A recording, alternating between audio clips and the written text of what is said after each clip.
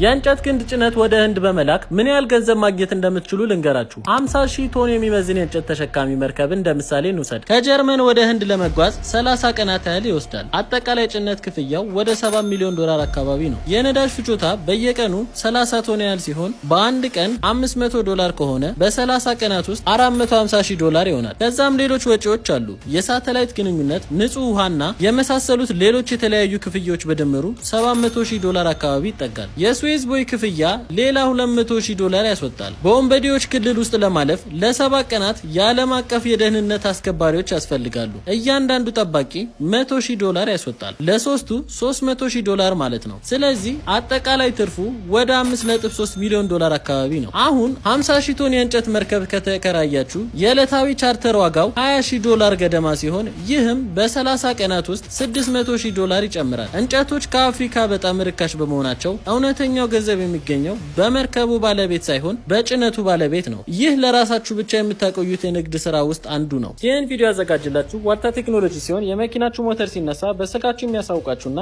የመኪናችሁ ሞተር በስልካችሁ መቆለፍ የሚያስችላችሁ የጂፒኤስ ቴክኖሎጂ ድርጅታችን ዋልታ ቴክኖሎጂ አስመጥቶ እየገጠመ ይገኛል። ለበለጠ መረጃ ከታች ባለው ስልክ ቁጥር ይደውሉልን። እንደዚህ አይነት መረጃዎች እንዲደርሳችሁ የፕላስ ምልክቱን በመጫን ቤተሰብ ይሁኑ።